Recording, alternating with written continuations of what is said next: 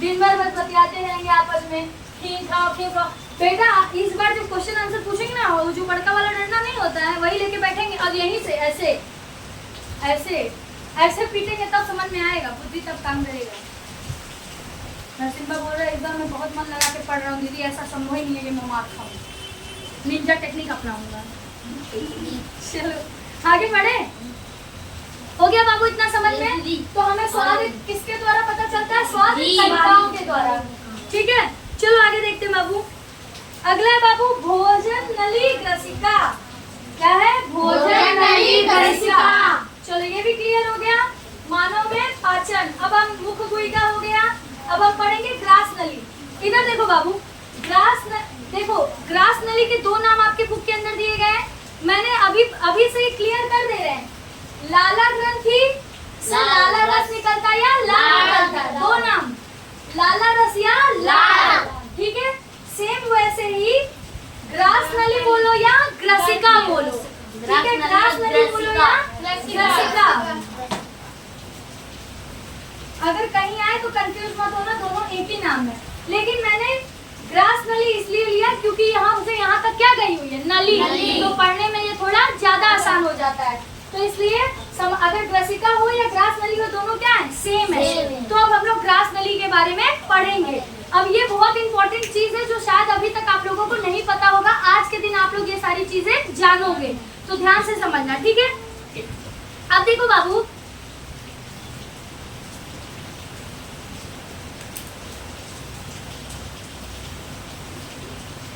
अब देखो बाबू, जो भी चीज हम निगलते हैं वो कहाँ जाता है? ग्रास नली में जाता है। किसमें जाता है? ग्रास नली। ठीक है,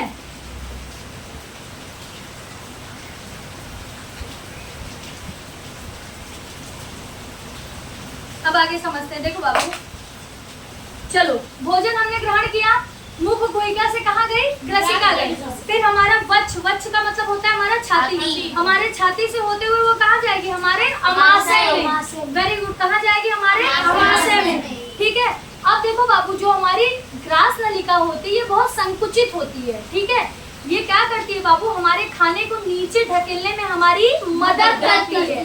ठीक है, वो संकुचित होने की वजह से क्या करती है? खाने को नीचे की तरफ ढकेलने की कोशिश करती है। ठीक है, पर एक बात बताओ बाबू, कभी कभी ऐसा होता है कि जब हम खाना खाते हैं तो तबीयत हमारी खराब हो जाती है, हमें वमन जैसा महसूस होने, वमन का मतलब समझ रहे हो? उल्टी जैसा महसूस होने लगता है। तो जो खाना नीचे की तरफ ढकेला, मतलब हमारी ग्रास नलिका द्वारा नीचे जाता था, वो ऊपर की तरफ अमाशय से कैसे बाहर आ जाता है? कैसे आ जाता है? तो देखो बाबू, कोई ढक्कन नहीं लगा है कि हम खाना खाएंगे और चला जाएगा तो ढक्कन लग जाएगा। नली तो खुली हुई है।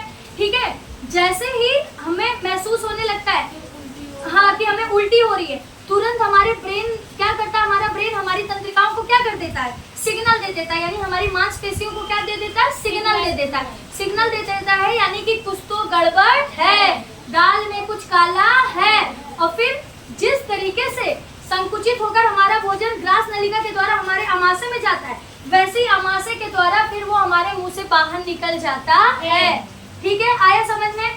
जब कोई उल्टा पुल्टा हम खाना खा लेते हैं, हमारा जो ब्रेन है वो तुरंत क्या करने लगता है? हमारी मांसपेशियों को सिग्नल देने लगता है कि कुछ तो गड़बड़ है।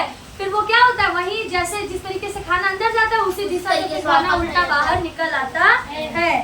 ठीक है, अब देखो बाबू, अमाशय की पिक्चर को ऑब्जर्व कर लो सब लोग। अमाशय के ऊपर क्या लगा हुआ है? ग्रास नलिका दिखाई दी। यहीं से खाना फिर अमाशय के अंदर जाता है। तो ग्रास नलिका का काम यहीं तक था बाबू। ठीक है, ये एक संकुचित नली होती है जिसके द्वारा भोजन अमाशय तक जाता है। और कभी कभी उल्टी क्यों होती है, कैसे खाना बाहर निकल आता है, वो भी आप लोगों को समझा दिए। क्लियर है पॉइंट पूरा? चलो अब अगला देखो बाबू, अगला पॉइंट हमारा क्या है? अमाशय। क्या है अगला पॉइंट? अमाशय। अब देखो बाबू, अमाशय के बारे में पढ़ते हैं। अमाशय किस आकार का दिखाई दे रहा है?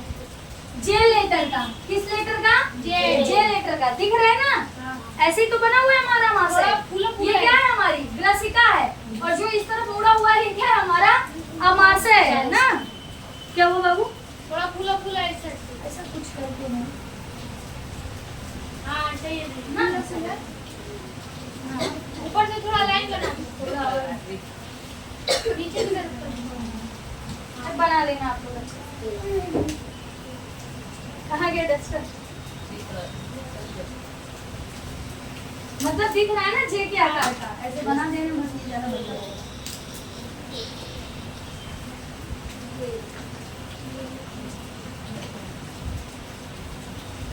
है ना। यही जैसे पाइप कुछ ऐसे टाइप का, इसमें थोड़ा ज्यादा ही सुंदर बना बाबू। ठीक है चलो हमको कर लोगे ना। चलो आगे देखो बाबू, तो ये किस आकृति का दिखाई देता है हमारा अमाशय? जे के आकार का। किस आकार का? जे के आकार का। ठीक है। अब देखो बाबू, हमारे जितने भी आहार नाल हैं उनमें ये क्या है? सबसे ज्यादा चौड़ा भाग है, पूरी इतनी जगह लेके बैठा है। क्या है? हमारा जो अमाशय सबसे चौड़ा भाग है। ठीक है। देखो बाबू, अब क्या होता है, ये कहाँ से जुड़ा हुआ है? हमारी ग्रसिका से। किससे जुड़ा हुआ है? हमारी ग्रसिका से। और ये खुलता कहाँ पर है? छोटी आंत में। कहाँ खुलता है? हमारी छोटी आंत में। ध्यान से समझना। अमाशय के बाद हम क्या पढ़ने वाले? क्षुधांत्र पढ़ने वाले। क्षुधांत्र को क्या कहा जाता है? छोटी आंत। तो जो ये क्या है? ग्रसिका। ग्रसिका के ऊपर से जुड़ा हुआ है हमारा अमाशय और जाके ये कहाँ पर खुलता है? हमारी छोटी आंत में। क्लियर है? ये फिगर देखने से अच्छा बाबू आप अपने पिक्चर का फिगर देखो। हमारे पास टाइम नहीं है कि हम परफेक्शन के साथ इसको बना सके, और ये दिखने में थोड़ा हमको अटपटा भी लग रहा है। हम जे लेटर बना दे रहे हैं, वो थोड़ा ज्यादा बेटर लग रहा है। ठीक है। तो ये ऊपर से किससे जुड़ा हुआ है? हमारी ग्रसिका से। ग्रसिका बोलूं या ग्रास नली? ग्रास नली पढ़ा रहे हैं ना बार? ग्रास नली। हाँ, ग्रास नली से। और ये कहाँ खुलता है? हमारी छोटी आंत। कहाँ पर? छोटी आंत। ठीक है। चलो, इसमें पानी लगा हुआ बाबू, दूसरा डस्टर लेकर चलो।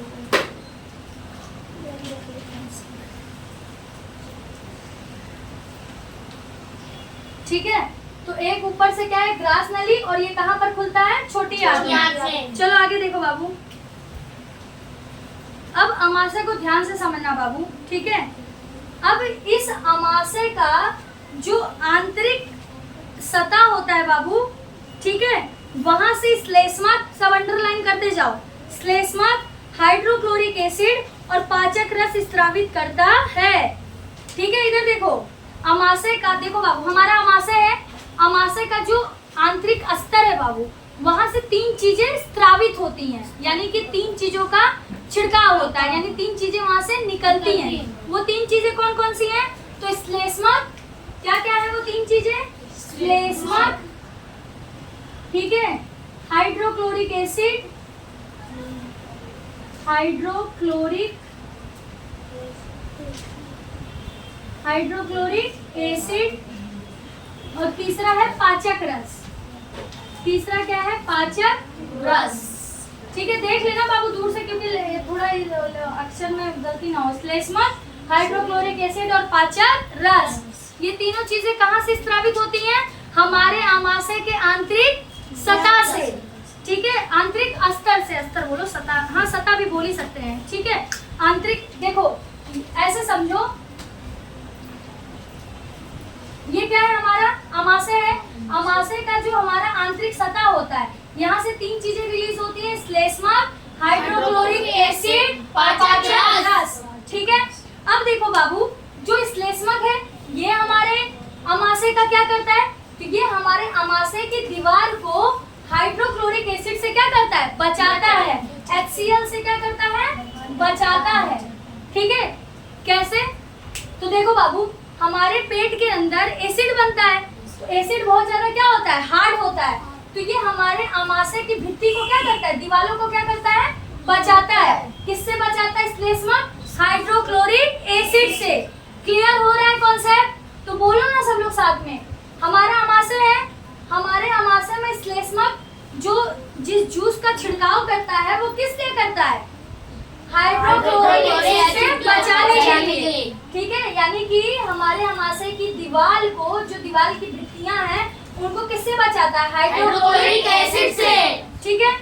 अब देखो बाबू, 3 चीजें चीजें समझना, हमारे अमाशय से 3 रूप जूस निकलते हैं, एक श्लेष्मा, हाइड्रोक्लोरिक एसिड और पाचक रस। इसमें से पहला वाला किससे बचाता है? दूसरे वाले से, यानी कि श्लेष्मा किससे बचाता है? हाइड्रोक्लोरिक एसिड से। अमाशय की दीवार को हाइड्रोक्लोरिक एसिड से। ठीक है, अब देखो हाइड्रोक्लोरिक एसिड तो निकलता जरूर है ना, बस इससे इस दीवार को प्रोटेक्ट करने का काम कौन करता है? श्लेष्मा। लेकिन जब हाइड्रोक्लोरिक एसिड निकलता है तो ये भी कुछ काम करता है। क्या करता है? तो भोजन के द्वारा कई ऐसे कीटाणु जीवाणु जो होते हैं वो हमारे भोजन के द्वारा हमारे शरीर के अंदर प्रवेश कर जाते हैं, तो उनको मारने का काम कौन करता है? Hydrochloric acid. तो हाइड्रोक्लोरिक एसिड का 2 काम हो गया बाबू। एक तो थोड़ा सा ये इनकी दीवार के लिए नुकसानदायक होता है, तो जिससे उसको प्रोटेक्ट कौन कर लिया? श्लेष्मा। और खुद भी एक अच्छा काम करता है, वो क्या करता है? खाने के दौरान जो बैड बैक्टीरिया हमारी बॉडी के अंदर चले जाते हैं उनको क्या कर देता है? किल कर देता है। क्या कर देता है? मार देता है। क्लियर है? अगला क्या बाबू? पाचक रस। क्या है अगला? पाचक रस। ठीक है, अब ये पाचक रस क्या करते हैं बाबू? पाचक रस जैसे हमने जो भी भोजन किया, जिनके अंदर प्रोटीन पाया जाता है, ठीक है, जिनके अंदर प्रोटीन पाया जाता है, ये प्रोटीन को क्या कर देते हैं? सरल पदार्थों में बांट देते हैं। जैसे प्रोटीन भी क्या है? एक जटिल पदार्थ है। प्रोटीन भी क्या है? जटिल पदार्थ। तो ये प्रोटीन को क्या करते हैं? सरल पदार्थों में परिवर्तित कर देते हैं। क्लियर है? जैसे यहाँ पर कार्बोहाइड्रेट जटिल पदार्थ है, उसको सरल पदार्थ में परिवर्तित कर दिया गया। सेम ऐसे ही जो हमारा अमाशय के अंदर जो पाचक रस होता है, ये प्रोटीन के जटिल पदार्थ को क्या कर देता है? सरल पदार्थ में परिवर्तित कर देता है। क्लियर है कॉन्सेप्ट? अमाशय के अंदर कौन सी 3 चीजें पाई जाती है? मतलब कौन से 3? श्लेष्मा, हाइड्रोक्लोरिक एसिड और पाचक रस। फिर से हमारे अमाशय के अंदर 3 स्रावित होने वाले श्लेष्मा, हाइड्रोक्लोरिक एसिड, पाचक रस। श्लेष्मा क्या करता है? अमाशय की दीवार को बचाता है। किससे बचाता है? हाइड्रोक्लोरिक एसिड से। वेरी गुड, बोल नहीं रहे हो लेकिन समझ सारी पैदा हो रही है। हाइड्रोक्लोरिक एसिड क्या करता है? जो हम खाना खाते हैं उनके अंदर दीवार से बाबू, जिससे सबकी बात समझ में आए। जब भी हम जो भोजन करते हैं उसके दौरान जो भी जीवाणु या बैक्टीरिया हमारे मतलब कीटाणु जो भी चले जाते हैं, उनको मारने का काम हाइड्रोक्लोरिक एसिड करता है। और पाचक रस क्या करता है? जो प्रोटीन के जटिल पदार्थ होते हैं उन्हें सरल पदार्थ में परिवर्तित कर देता है। ठीक है, जब भी हम जो भी खाते पीते हैं बाबू। अच्छा एक बात बताओ, यहाँ पर एक क्वेश्चन बनता है, कार्बोहाइड्रेट का पाचन कहाँ से शुरू हो जाता है? मुंह से। और जबकि प्रोटीन का पाचन अमाशय से। क्या प्रोटीन का पाचन मुंह से शुरू होता है? नहीं। आ रहा है ना समझ में? हाँ। ठीक है, चलो आगे देखो बाबू, आगे देखें। अब क्षुदान के बारे में पढ़े। देखो बाबू, आपका अमाशय हो गया खत्म, अमाशय में इतना ही पढ़ना था। अगला क्या बाबू? क्षुदान। क्षुदान यानी कि हमारी छोटी आंत। अब देखो बाबू, क्षुदांत लगभग पता है कितने मीटर लंबा होता है? 7.5 मीटर। कितने मीटर? 7.5 मीटर। मीटर की समझ है ना सबके अंदर? 100 सेंटीमीटर। मम्मी लोग नापते हैं कपड़ा, 1 मीटर, 2 मीटर, 3 मीटर। अब नापते जाना, इतना बड़ा हमारा छोटी आंत है। 4 मीटर, 5 मीटर, 6 मीटर, 7 मीटर और 7 मीटर आधा। दीदी करेक्ट 100 सेंटीमीटर होता है। 7.5 मीटर सेंटीमीटर। अरे नहीं, 1 मीटर में 100 सेंटीमीटर होता है। हाँ। तो ये पूरा रहता है 100 सेंटीमीटर। 7.5 भाई यहाँ पे 7.5 मीटर की बात हो रही है। वो ये कह रहा है कि जो 1 मीटर होता है वो सेंटीमीटर जैसे नापते हो, करेक्ट 100 सेंटीमीटर का होता होगा। हाँ हाँ, ऐसे स्केल से नापा जाएगा। इधर लाना नाप के, वही तो ये सारे बच्चे देखो नापे कितनी बार। और जब मेरे को बच्चों के अंदर समझ पैदा करनी होती है ना, तो मैं स्केल का ही सहारा लेती हूँ कि क्या मम्मी लोगों का जो नाप है वो सही है। अभी तो मैं बताते वक्त 1 मीटर 2 मीटर ऐसे ऐसे जल्दी में कर दे रही हूँ। एग्जैक्टली 1 मीटर यहाँ तक आता है। मम्मा लोग ऐसे ही नापती हैं 1 मीटर यहाँ तक खींचती है। और तो मेरी कोई आदत होगी ऐसे ऐसे करने की। अब देखो ये स्केल कितने सेंटीमीटर का? 15 गुना 30, 15 45, 15 चौको 60, 15 बचे 75, 15 छक्का 90। 90 10 रुक जाओ। और ये देख रहे हो ना 10, ये रहा। हाँ आया ना, ये आप लोग भी देख लो। हाँ। 100 सेंटीमीटर बराबर हम लोग का 1 मीटर। यानी जो मम्मी लोग ऐसे ऐसे करके जो नापती हैं उनका अंदाजा क्या होता है, एकदम सही होता है। लो बाबू, ठीक है, आ गया ना समझ में। चलो, तो 1 मीटर में कितने सेंटीमीटर? 100। मैथ पढ़ाना पड़ेगा लग रहा है। चलो आगे देखते हैं। वैसे भी साइंस में आगे, फिजिक्स में तो आप लोगों का मैथ से भरा पड़ा रहेगा आगे चल के। अभी तक ग्रास नली ग्रसिका बायोलॉजी का चैप्टर पढ़ लो। चलो अगला देखो बाबू। हाँ, अगला हमारा क्या टॉपिक था?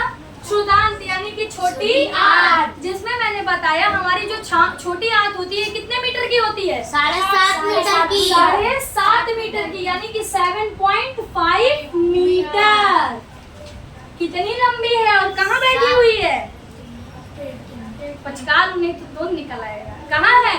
पेट के अंदर। पेट के अंदर। ठीक है, पिक्चर सब लोग देख लो छोटी आंत का। वो थोड़ी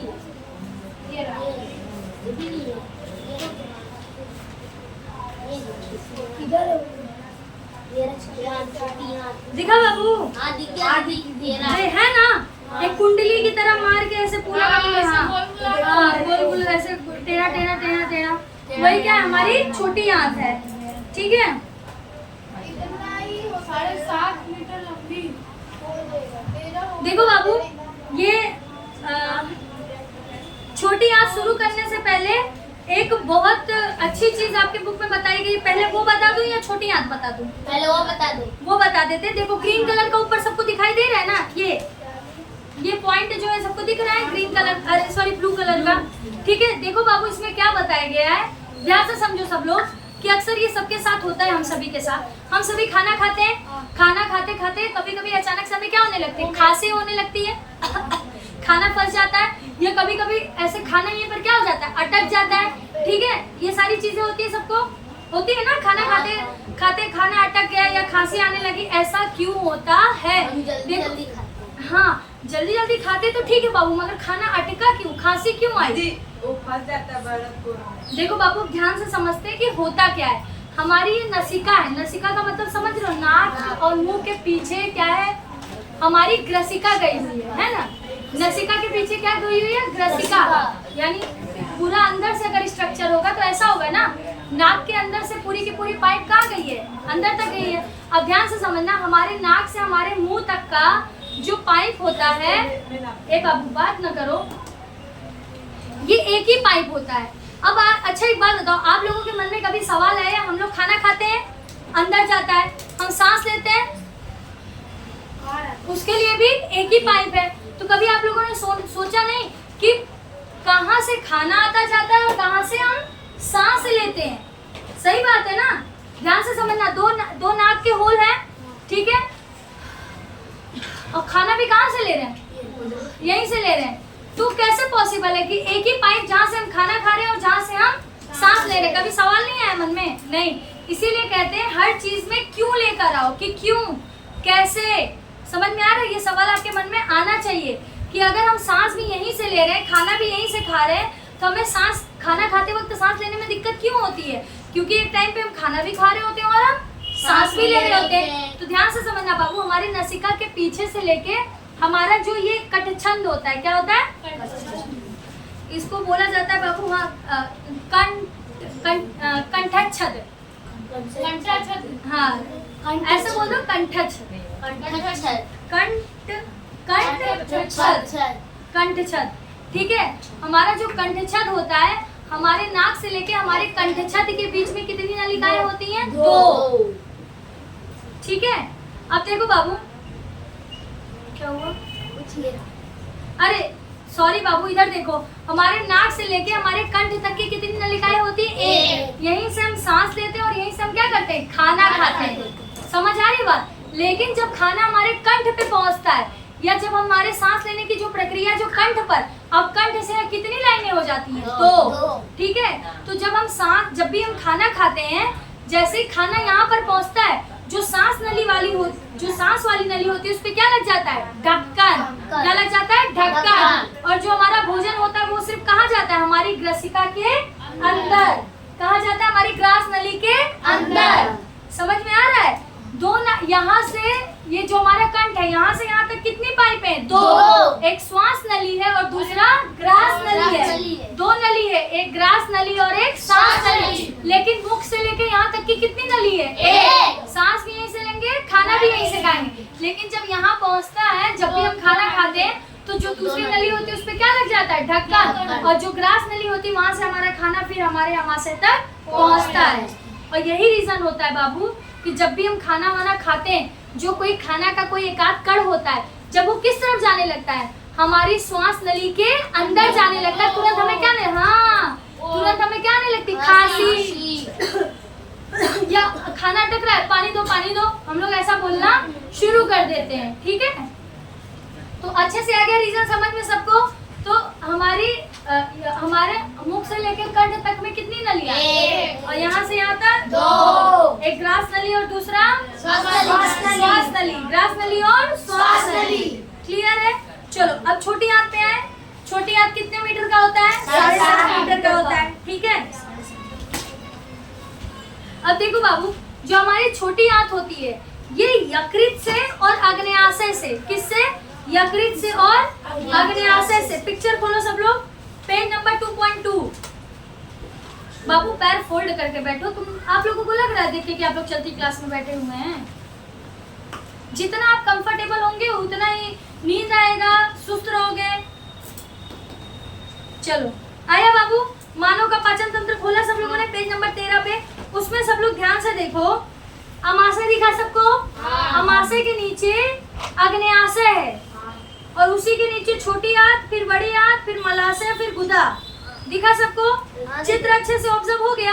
अब देखो बाबू, जो हमारा आग्नेयाशय है और इधर की तरफ देखो जो हमारा यकृत है, यहाँ से रस निकलता है। क्या निकलता है? जूस निकलता है। किसके अंदर जाता है? छोटी आंत में। कहाँ जाता है? छोटी आंत में। ठीक है, यकृत और आग्नेयाशय से स्राव प्राप्त करती है। हमारी जो छोटी आंत है वो यकृत और आग्नेयाशय से क्या प्राप्त करती है? स्राव, यानी कि जूस प्राप्त करती है। जूस किस लिए प्राप्त करती है? भोजन को पचाने के लिए। क्या करने के लिए? भोजन को पचाने के लिए। ठीक है, इसके अतिरिक्त इसकी भित्ति से भी कुछ रस स्रावित होते हैं। साथ ही साथ ये जो ऐसे घुमा हुआ नहीं है पूरा, ऐसे गोल गोल गोल गोल, ठीक है, इसकी जो भित्ति है बाबू, इसकी जो दीवार है, यहाँ से भी क्या निकलता है? जूस निकलता है। क्या निकलता है? जूस, जो क्या करता है? खाने को पचाने का काम करता है। ध्यान से समझना, हमारी छोटी आंत है, हमारी छोटी आंत में 2 ग्रंथिकाएं क्या फेंकती हैं? जूस फेंकती हैं। क्या करने के लिए? खाने को पचाने के लिए। कौन कौन सी? यकृत और आग्नेयाशय। यकृत और आग्नेयाशय। साथ ही साथ हमारी जो छोटी आंत है उसकी जो भित्ति है वो भी क्या स्रावित करती है? जूस स्रावित करती है। ठीक है, अब देखो यकृत सबको दिखा? यकृत का आकार दिखा सबको? कैसा होता है यकृत? दिखा ना? यकृत को लीवर कहते हैं बाबू। क्या कहते हैं? लीवर। अब देखो बाबू, जो हमारा यकृत होता है ये किस रंग का होता है? गहरे लाल भूरे रंग का होता है। किस रंग का होता है? गहरे लाल भूरे रंग का। और ये कहाँ होता है? हमारे पेट के दाहिनी भाग में। इधर देखो, हमारा पेट दिखा सबको? अमाशय, अमाशय दिखा ना? अमाशय के दाहिनी तरफ क्या है? हमारा यकृत है। इधर देखो, ये रहा अमाशय ना? अमाशय के दाहिनी तरफ पे क्या है? हमारा लीवर है। क्या है? हमारा लीवर, यानी कि हमारी यकृत।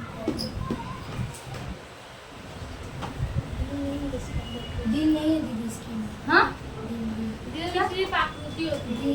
हार्ट होता है बाबू, और क्या? वो ऐसा वाला दिल कहीं नहीं होता है। बहुत अलग रहता है। दिल नहीं होता है, ये दिल नहीं होता है। जो हमारा हार्ट होता है वही दिल होता है।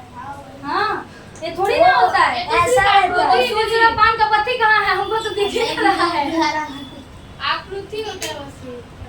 क्या आकृति होता है? यही ये कहीं नहीं होता है। ये नहीं होता है, एकदम अलग रहता है वो। हार्ट देखो कैसा, कितना चैम्बर, कितनी सारी उसमें क्या कहते हैं, नीचे से थोड़ी डंडी सब वो सब रहता है। वो सब पूरा सिस्टम ही अलग है। ऐसा कहीं दिखता है? ये तो गुब्बारा बना दिए, गुब्बारा बना दिए है, ऐसे कर दिए कोरियन, नहीं दिल बनाओ, फिर इधर से आके हो खड़े हुए हो दिल बनाएंगे। मैंने पता है ऐसा देखा है मछली के अंदर। मछली के अंदर था बड़ा सा मछली था, उसको काटा गया ना। पकड़ा देंगे हमें। सही दीदी मैंने नहीं होता है, किसी भी जीव का नहीं होता है। अरे ठीक है बंद करते हैं। अरे चर्चा बंद कर दो, बंद कर दे, आगे पढ़ना नहीं है, खत्म करना है चैप्टर। चलो फटाफट एक्टिव हो जाओ सब फिर से एक बार। पानी वानी पीना है, ब्रेक लेना है? हाँ हाँ। ठीक है, बंद कर दो। तो हमारी जो यकृत है बाबू, उसका रंग कैसा है? लाल भूरे रंग का। ठीक है, ये हमारे पूरे शरीर की सबसे बड़ी ग्रंथि है। तो क्वेश्चन यहीं पर बनाते हैं, मनुष्य के शरीर की सबसे बड़ी ग्रंथि कौन सी है? यकृत है। कौन सी है? यकृत। अब देखो बाबू, जो हमारा यकृत होता है वो पित्त रस छोड़ता है। क्या करता है? पित्त रस। अब पित्त रस कैसे छोड़ेगा? तो सब लोग पेज में जाओ और देखो, जो हमारा यकृत है ना, उसमें गुलाबी रंग का छोटा सा ऐसा पाउच जैसा दिखाई दे रहा है। ठीक है, उसको कहा जाता है पित्ताशय। क्या होता है? पित्ताशय। उसी पित्ताशय के अंदर पित्त रस जो है वो भरा रहता है। क्लियर है? ठीक है, रस का काम करता है। वो भी भोजन को पचाने का काम करता है। ठीक है, मतलब जितने भी रस हमारे पेट के अंदर जो निकलते हैं वो सब क्या करते हैं? भोजन को पचाने का काम करते हैं। बस ये है कि कोई भोजन प्रोटीन को पचाता है, कोई कुछ पोषक तत्वों का, हाँ, इस तरीके से होता है। ज्यादातर तो जो है वो प्रोटीन को पचाने का ही काम करते हैं। ठीक है, मतलब पचाते सबको है, बट ज्यादातर हार्ड क्या हो जाता है, क्योंकि कार्बोहाइड्रेट का पाचन तो हमारे मुख से भी शुरू हो जाता है, लेकिन प्रोटीन का पाचन सिर्फ हमारे पेट से शुरू होता है। तो सबसे ज्यादा जरूरी क्या हो जाता है? प्रोटीन का पाचन होना। ठीक है, चलो आगे देखो बाबू। अब देखो बाबू, जो पित्त रस जो होता है, ये सबसे ज्यादा अहम भूमिका किस में निभाता है? क्या चीज पचाने में? तो वसा पचाने में। क्या पचाने में? वसा पचाने में। ठीक है, मैं मुख में से निकलने वाली जो लार होती है वो किसको पचाती है? कार्बोहाइड्रेट को। ठीक है, अब हमारे यकृत के पित्ताशय में से निकला हुआ पित्त रस वो किसको पचाने में मदद करता है? वसा को। किसको? वसा को। ठीक है, फिर इधर देखो, ये वाला जो पाचक रस होता है ना बाबू, जो हमारे अमाशय में होता है, ये प्रोटीन, ये देखो इधर लिखा हुआ है ना, प्रोटीन को सरल करता है। समझ में? मुख में कार्बोहाइड्रेट पचना शुरू हो जाता है, हमारे अमाशय में जो पाचक रस होता है किसको पचाता है? प्रोटीन को। फिर हमारे यकृत में से निकलने वाला जो पित्त रस होता है वो किसको पचाता है? वसा को। किसको पचाता है? वसा को। ठीक है, यकृत में से निकलने वाला वसा को पचाता है। ठीक है, क्लियर? चलो अगला देखो बाबू। अब देखो, यकृत समझ में आ गया। अब आग्नेयाशय को देख लो एक बार फिर से। आग्नेयाशय दिखा सबको? देखा? पिक्चर में ऑब्जर्व करते जाओ, नहीं तो दिमाग में बैठेगा। अब आग्नेयाशय किस रंग का होता है बाबू? हल्के पीले रंग की होती है। किस रंग की होती है? हल्के पीले। यकृत का रंग? लाल भूरे रंग। किस रंग का? लाल भूरे रंग। बाबू आप भी कभी जवाब दे दिया करो, हमको भी संतुष्टि हो जाए करे कि आप पढ़ते भी हो। ठीक है, यकृत में से निकलने वाला पित्त रस कौन से पोषक तत्वों का पाचन करता है?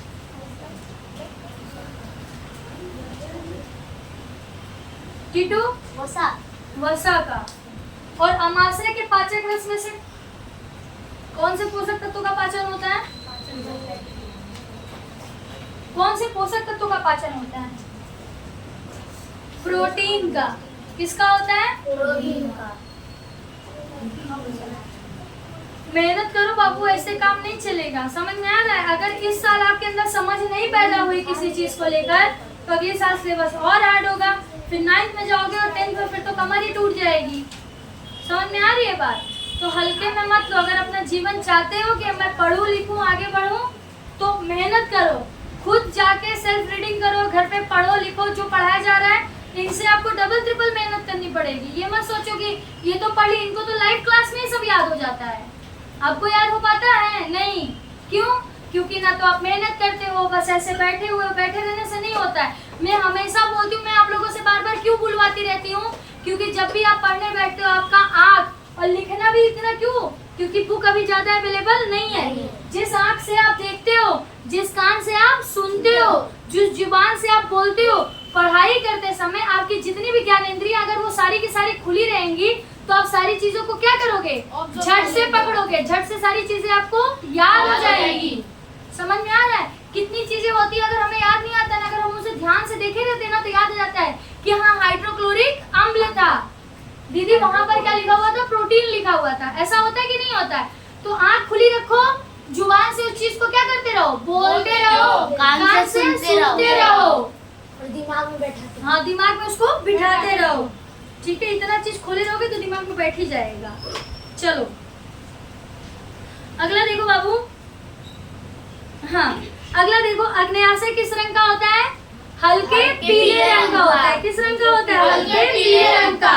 जो अमाशय के जस्ट ठीक नीचे है। आग्नेयाशय कहाँ है? अमाशय के जस्ट ठीक नीचे। अच्छा बताओ, यकृत कहाँ पर है? अमाशय के दाहिनी तरफ। वेरी गुड, अमाशय के दाहिनी तरफ। और पित्ताशय कहाँ पर है? यकृत के जस्ट नीचे। ठीक है, और पित्त रस कहाँ से निकलता है? पित्ताशय से। कहाँ से? पित्ताशय से। देखो बाबू, यकृत है, यकृत में क्या लगा हुआ है? पित्ताशय। इसी पित्ताशय में से पित्त रस जो है वो निकलता है।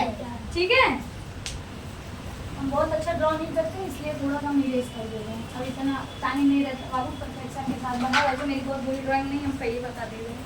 नहीं तुम तो सोचे कि ऐसा बनाती है दीदी। हाँ, पर ये थोड़ा टाइम टेकिंग चीज़ है कि ढंग से बनाना हो तो थोड़ा समय लगता है। चलो ठीक है, आगे देखिए। अब देखो बाबू, अब अग्नाशय से एक रस निकलता है जिसको कहा जाता है अग्नाशयिक रस। क्या कहा जाता है? अग्नाशयिक रस। ये क्या करता है बाबू? कार्बोहाइड्रेट एवं प्रोटीन पर क्रिया करता है और उनको सरल रूप में परिवर्तित करता है। हमारा जो अग्नाशय है, ठीक है, अग्नाशय कैसे लिखा जाएगा जी? नाक के ऊपर बड़े आ की मात्रा और शा और या। अग्नाशय, अग्नाशय सही है ना? हाँ, है ना? पूरा ना लगेगा क्या?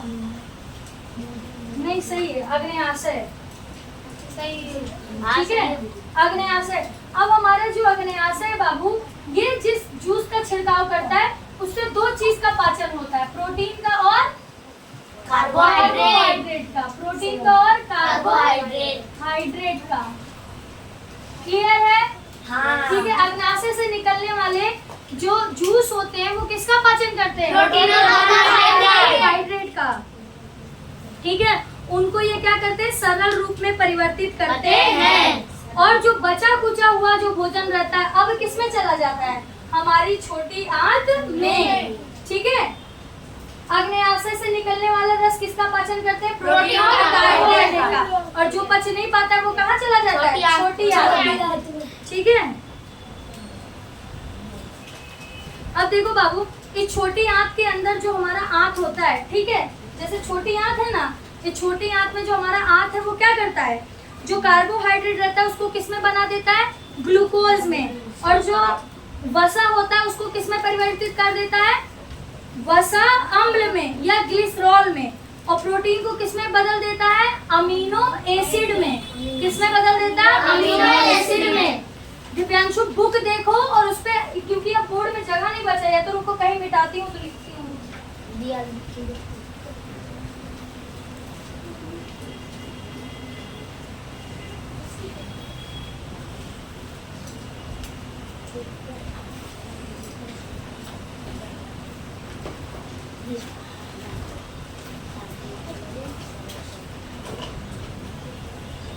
कार्बोहाइड्रेट किस में परिवर्तित हो जाएगा?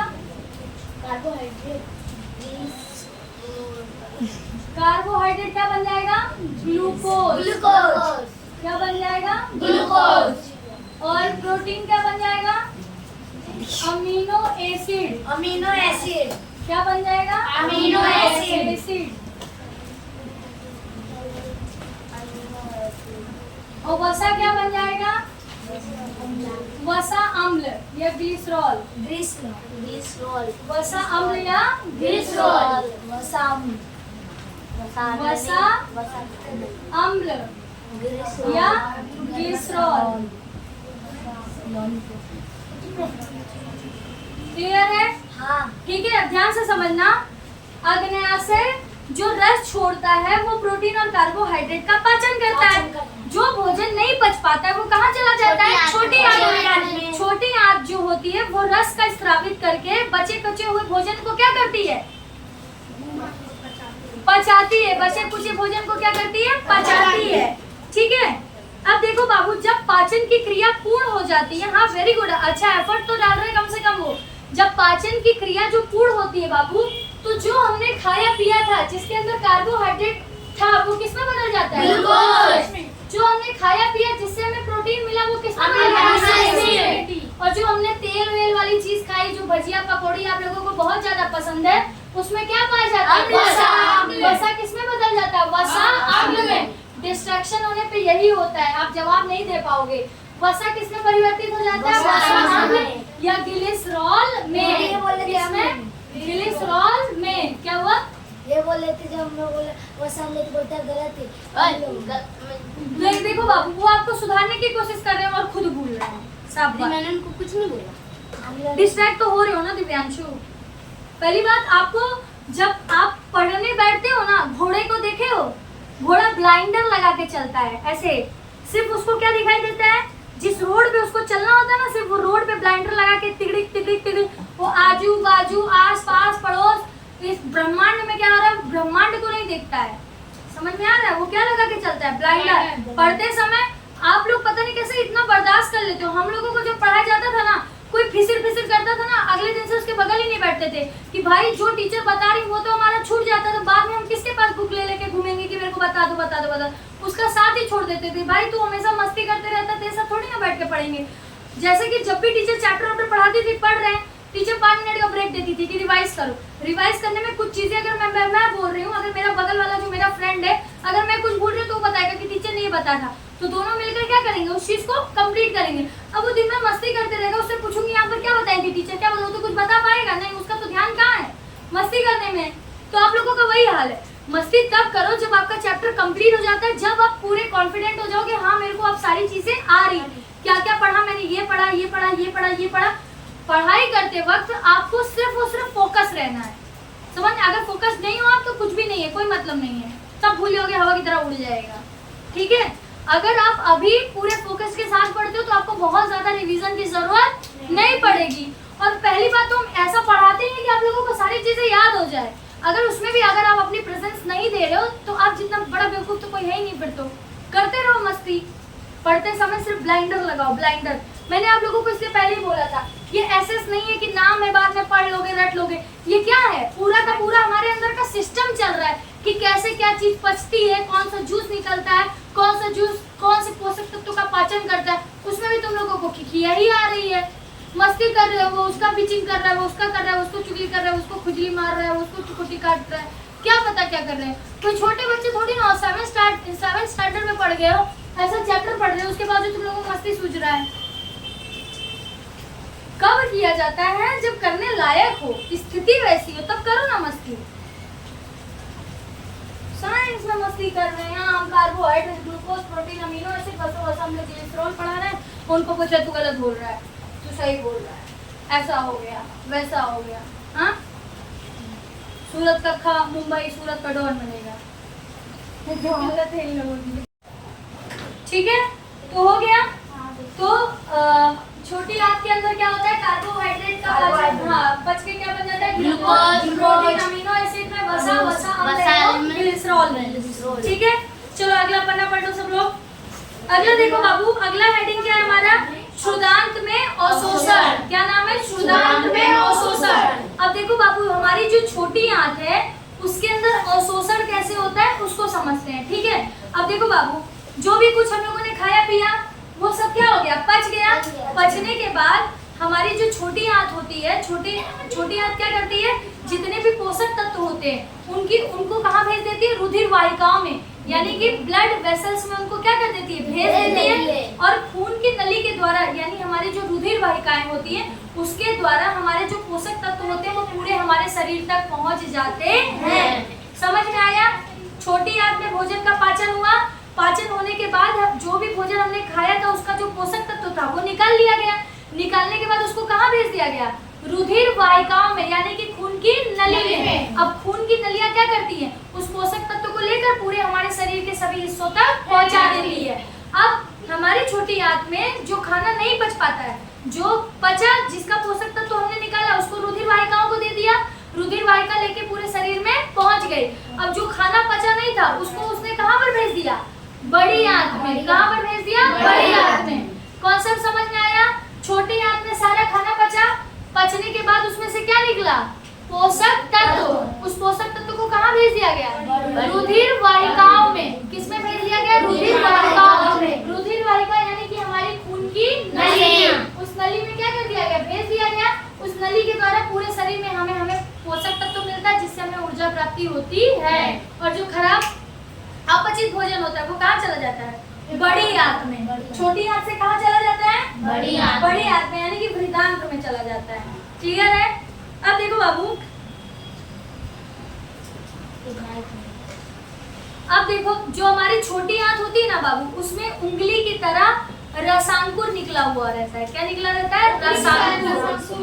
अब वो रसांकुर क्या करता है बाबू? जब भोजन को पचाना होता है ना, तो अपनी साइज को क्या कर लेता है? बड़ा कर लेता है, और उस भोजन में से जितना ज्यादा पोषक तत्व होता है उस पोषक तत्व को क्या कर लेता है? खींच लेता है। पोषक तत्व को क्या कर लेता है? खींच लेता है। ठीक है?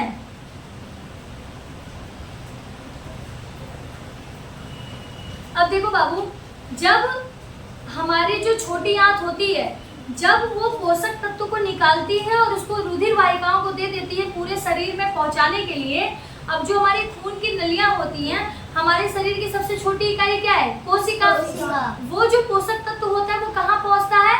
कोशिका में। अब मैंने आप लोगों को क्या बताया था कि जैसे हम लोगों ने प्रोटीन खाया, प्रोटीन छोटे छोटे टुकड़ों में बट के क्या बन गया? वसा अम्ल।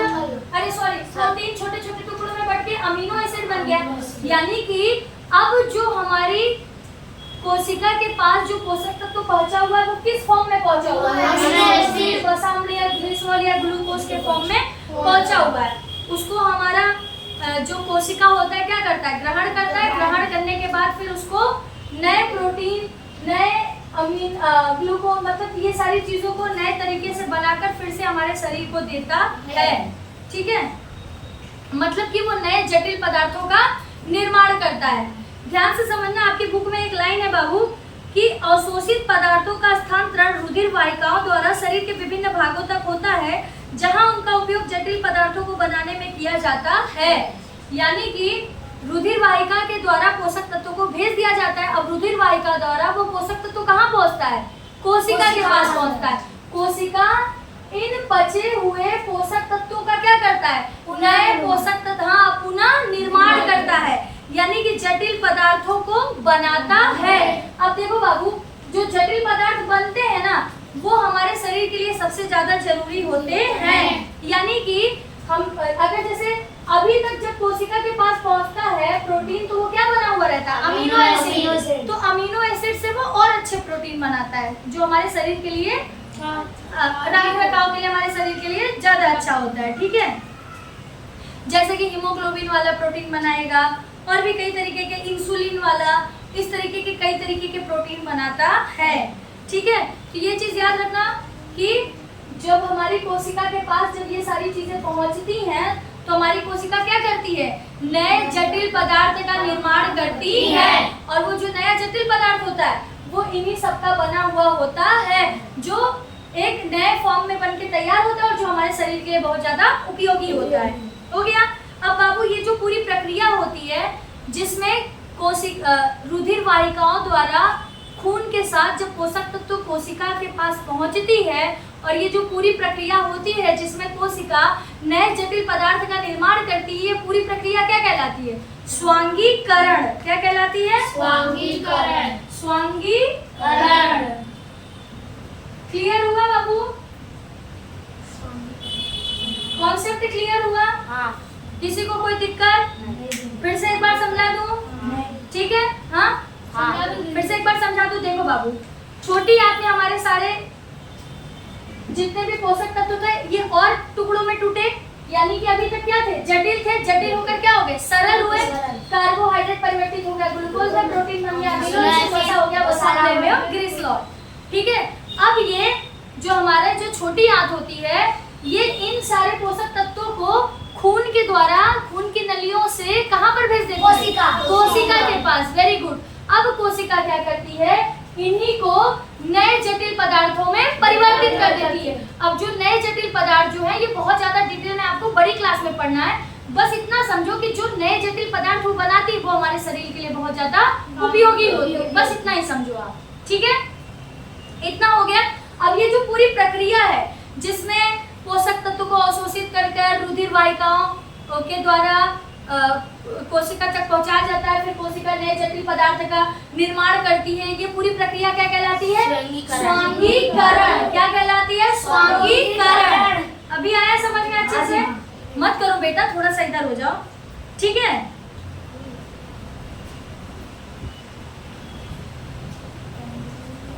अब देखो बाबू, फिर उसी कोशिका के अंदर क्या होता है? हमारा जो ग्लूकोज होता है वो ऑक्सीजन की सहायता से उसका क्या हो जाता है? ग्लूकोज का विघटन हो जाता है और कार्बन डाइऑक्साइड और जल में वो क्या हो जाता है? परिवर्तित हो जाता है, यानी कि कार्बन डाइऑक्साइड और वो जल हो जाता है, ठीक है।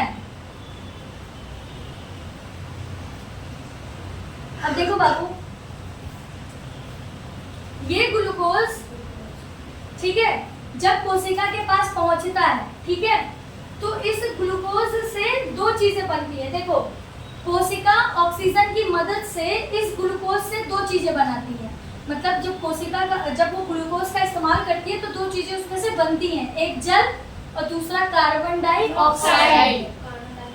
अब यहाँ पर एक क्वेश्चन कुछ क्लिक कर रहा है? नहीं, ब्लैंक पूरा, ठीक है। ध्यान से समझना, मैंने आप लोगों को क्या कहा? ये पोषक तत्व कहाँ पहुंची? कोशिका में। कोशिका क्या करेगी? जटिल पदार्थ का निर्माण करेगी। कोशिका क्या करेगी? जटिल पदार्थ का निर्माण करेगी, ठीक है। वो तो दीदी कार्बन डाइऑक्साइड तो गैस होते हैं ना? हाँ, समझ में आ रहा है? वो क्या करेगी? जटिल पदार्थ का निर्माण करेगी। अब देखो बाबू, जब ये ग्लूकोज कोशिका के पास जाता है तो कोशिका हमारी क्या करती है? ऑक्सीजन की मदद लेती है और इस ग्लूकोज का और ज्यादा क्या करती है? उपयोग। हाँ, इस ग्लूकोज का उपयोग करके दो चीजें उसमें से बनके तैयार होती है, एक कार्बन डाइऑक्साइड और दूसरा जल, ठीक है। अब देखो बाबू, आप सबको पता है हमारे आसपास वृक्ष होते हैं, उनसे हमें क्या मिलता है? ऑक्सीजन गैस मिलता है। लेकिन क्या आप लोगों को पता है हमारे शरीर के अंदर ऐसा क्या होता है जिससे हम कार्बन डाइऑक्साइड गैस को निकालते हैं? सही बात है ना? ऑक्सीजन तो पेड़ सुनो तो मेरी बात, लेकिन कहाँ से आया कार्बन डाइऑक्साइड गैस? आपने अंदर लिया? ऑक्सीजन नहीं, कार्बन डाइऑक्साइड गैस कैसे निकला? हाँ, कोशिका की वजह से। कोशिका जब इस ग्लूकोज, हाँ, जब इस ग्लूकोज का क्या करती है? शब्द नहीं मिल रहा है, क्या बोला जाएगा? कोशिका में उपस्थित ग्लूकोज का विघटन। जब इस ग्लूकोज से क्या होता है? विघटन होता है, तो इससे दो चीजें निकलती हैं। एक तो हो जाएगा हमारा कार्बन डाइऑक्साइड और दूसरा जल। मतलब कि ये जो कोशिका का विघटन होता है बाबू, इसी के कोशिका के विघटन से दो चीजें बनी, एक तो कार्बन डाइऑक्साइड और दूसरा जल। कार्बन डाइऑक्साइड और दूसरा जल। इसीलिए कह रहे थे बाबू डेप्थ में पढ़ना है, ध्यान से समझो। अभी क्लियर हुआ? अब समझ में आया कि जो आप कार्बन डाइऑक्साइड गैस को छोड़ के वो निकलता कहाँ से है? ठीक है, कहाँ से निकलता है? जब सुनो, जो हमारी रुधिर वाहिका होती हैं, जब जो हमारे पोषक तत्व होते हैं, जब रुधिर वाहिका के द्वारा कहाँ पहुँचती है? कोशिका के पास। कोशिका उस ग्लूकोज का क्या करता है? विखंडन करता है। उससे दो चीजें बनी, कार्बन डाइऑक्साइड और जल, ठीक है। और जब प्रोटीन का विखंडन करता है तो प्रोटीन से नए प्रोटीन बनते हैं जो हमारे शरीर के लिए बहुत ज्यादा जरूरी होते हैं। अभी कॉन्सेप्ट समझ में आया? ठीक है। उसी तरह वसा का भी वहां पर क्या होता है? पाचन होता है, ठीक है।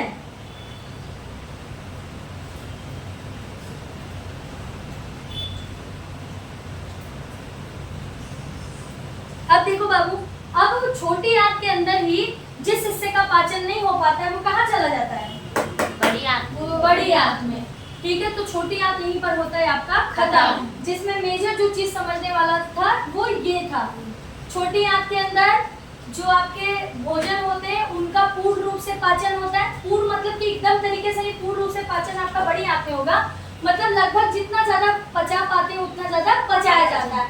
मतलब लगभग 90% पाचन जो है वो छोटी आंत में हो जाता है, जिसमें कार्बोहाइड्रेट ग्लूकोज बन जाता है, प्रोटीन अमीनो एसिड बन जाता है, वसा या ग्लिसरॉल बन जाता है। फिर क्या होता है?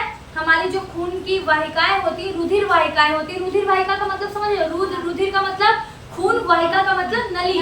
हमारे खून की जो नली होती है उसके द्वारा इन पोषक तत्वों को, जो हमारी छोटी आंत होती है, इन पोषक तत्वों को क्या कर देती है, लेकर खून की नली में भेज देती है। अब खून की नली जो पोषक तत्व है उसको क्या है, लिए हुए है और ले जाके किसके पास खड़ा हो जाता है, कोशिका के पास।